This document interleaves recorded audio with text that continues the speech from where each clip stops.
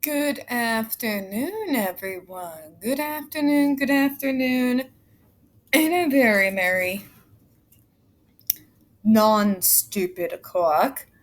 I am your host, Tiffany Daniels, and this is another episode of Spilling Tea. And as always, folks, we are starting this day of videos with that place of horrors known as the Judge Rotenberg Center. Now, before we get started, just a few disclaimers. First off, you will find the link to this next story that was shared by Jennifer Msumba. They're linked in the description box with the other pertinent links in the Stop the Shocks campaign. Folks, it takes less than 5 minutes to hit the link for those templates, fill out your name, and click on your senator to get it sent to their office. There's at least one for that template. I'm going to go and grab the other templates for the other petitions we have out that we are pursuing right now, probably in this video or the next. Please get it done. Also including the change.org, Shut the Judge Rotenberg Center Down petition. Because let's face facts, folks. These people have literally managed to pay and intimidate themselves out of every single mess they have gotten themselves into. And every single time they've gotten close to closed down, they've managed to somehow get out of it. These folks will not be stopped until they are shut down and their buildings ground into gravel for, I don't know, let's put a mall there. Let's put a center for independent living in its place. A brand new building. That would be glorious. I think they're called Abilities First now, but my point remains. I would love to see a disability rights group take up headquarters in the place where that building now stands. But anyways, enough about that, folks. Another disclaimer, when we are talking about the JRC, you are going to hear vivid descriptions of, as well as sometimes see video clips of video surveillance of people with disabilities being tortured and abused. If you have young children present, folks, please use your headphones. So, folks, this is from Jennifer Msumba. It's something she wrote right as she started coming out and telling her stories. This is called The Day I Spoke Up, and this is part of her series called The Real Judge Rotenberg Center. This woman has been a just wealth of information on what life is like inside this horrific place. Her as well as others. Ian Cook, Andre McCollins, Andrew Torres, Tori, and a few others. So let's go ahead and let's take a look.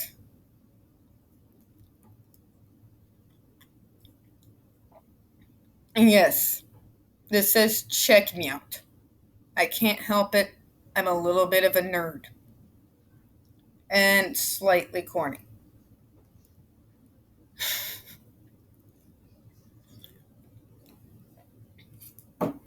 Cats are alive. One of the last houses I lived in, before I finally got out of that place, was the one I hated the most. Oh God. I'm already dreading what this is going to say. The supervisor of that house had a really bad mean streak. I did my best to stay on her good side because if she didn't like you, she made sure your life was hell. Mostly I got along with her and bit my tongue when she tested me. But I was always stressed in that house, especially when she was in charge.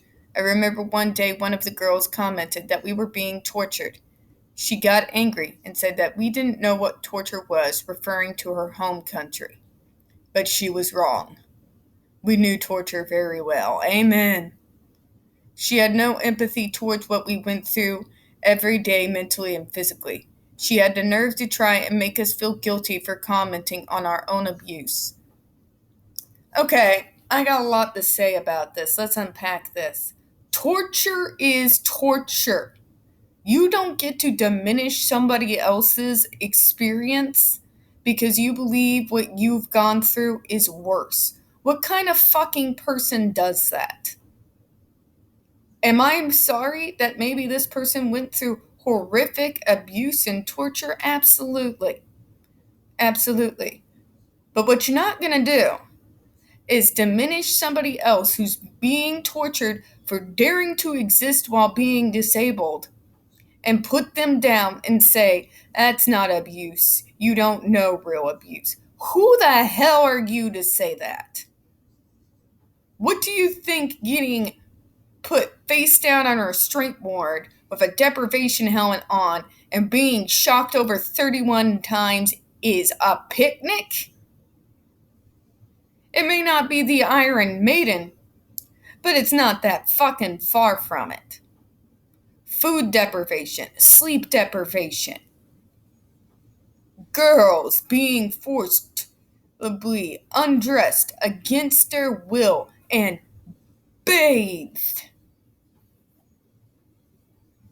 with hands moving over private parts, as has been described now by two separate individuals of this school, with mailmen watching while this is happening.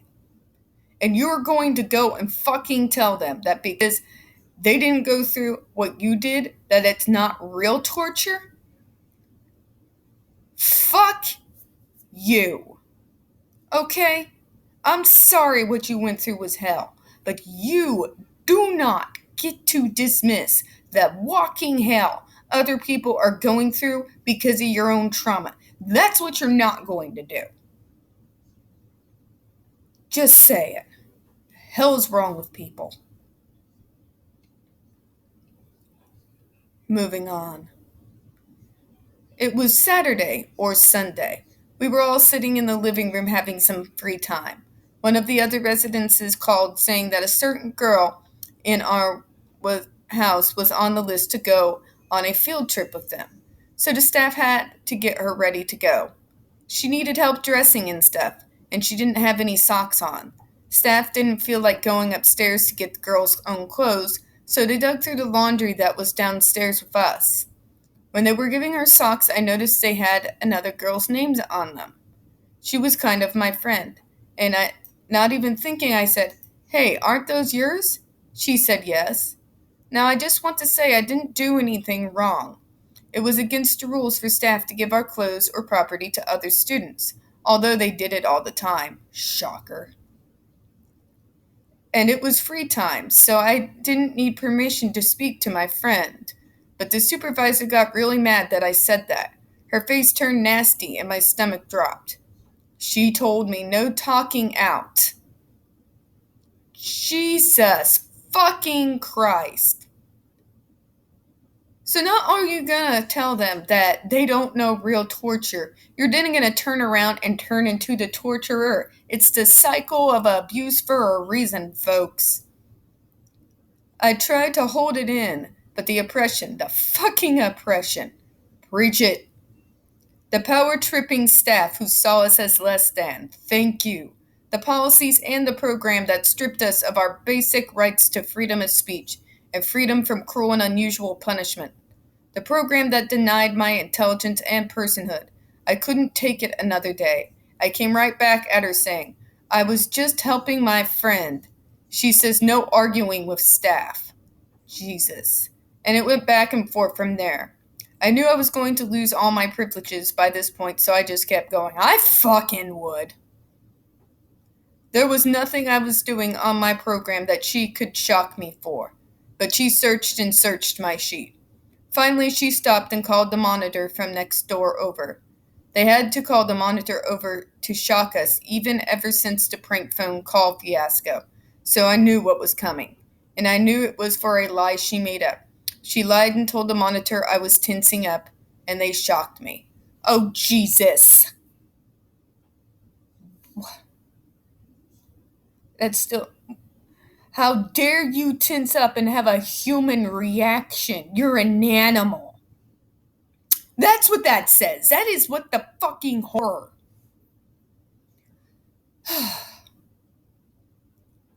And Jim affirmed somebody didn't know real torture. Excuse me, bitch. What the hell do you call it? I was so incredibly frustrated. I was at my breaking point. Yeah, I would be. Staff did whatever they wanted and got away with it, and we weren't even allowed to defend ourselves or speak up. At JRC, even if a staff is pinpointing you wrong, you are expected to accept it in the punishment and later write a business letter to your case manager telling them what happened. What the fuck? Which they can and will say, oh, but you probably deserved it, so. God, I hate these people. Anybody else want to question why I want that building burnt to the ground and all those fucking people in jail? Any questions?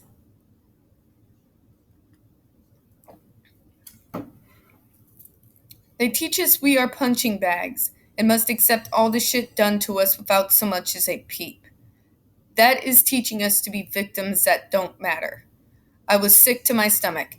I had to get away. I requested to call my legal guardian but was denied. Oh, hell no. That is a violation of even conservatorship law. You, JRC, have no fucking power to stop someone to reaching out to their conservator. I hate to bust your fucking bubble. But they have ultimate power, not you. Nor are you allowed to get involved with any communications between conservatory or conservator. Sorry. I fucking hate conservatorship with my whole fucking soul. Don't get it twisted. But right here was against the goddamn law and needs to be investigated. I felt so unsafe with her,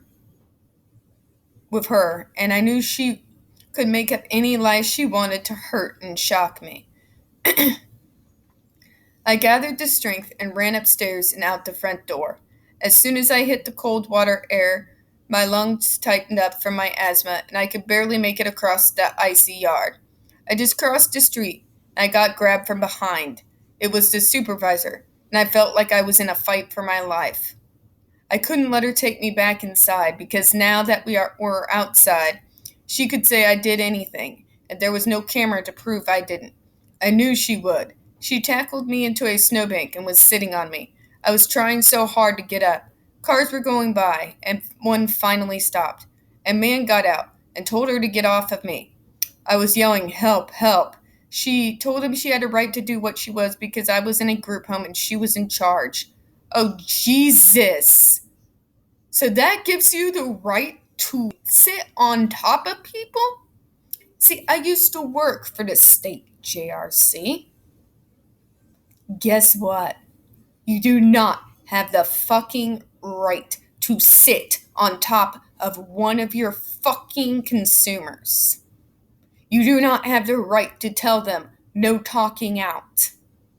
There are so many fucking violations of human rights and disability rights, and hell, even the goddamn ADA. I can barely even see straight. I might have to go, point by point by point one of these days. It's going to take some work, though. I need a vacation.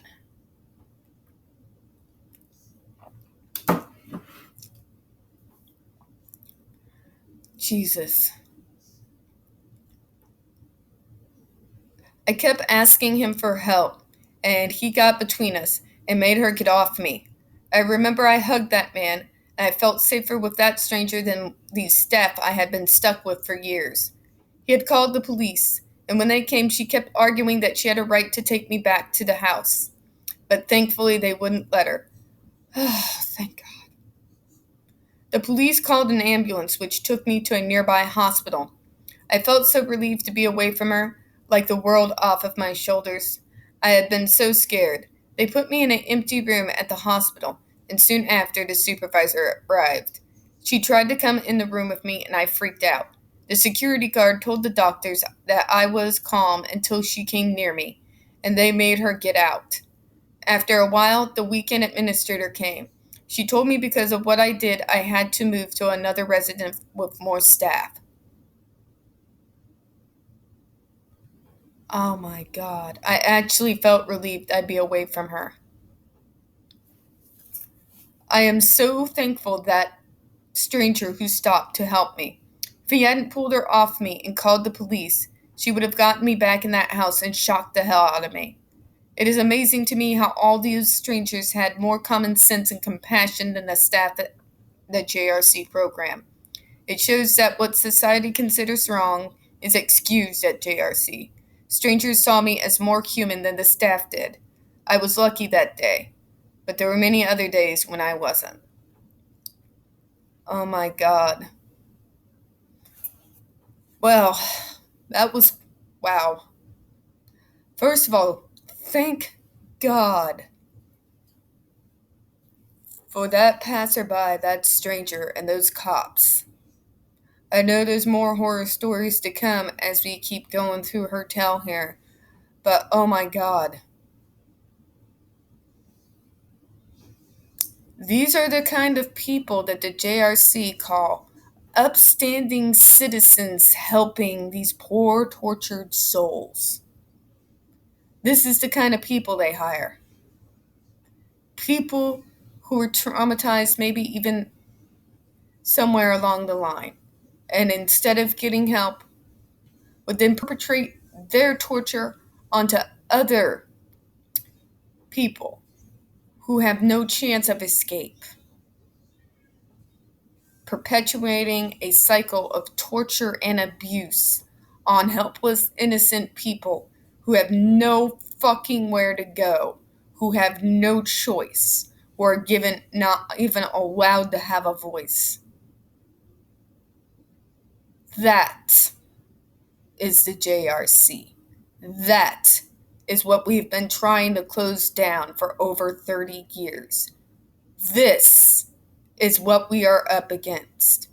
And we are up against a system of media and parents and money and backers who have drunk the Kool-Aid to the point that they are fucking blind and trust anything this fucking place says, not willing, covering their eyes, covering their ears, humming as loud as they can every time the horrors are exposed.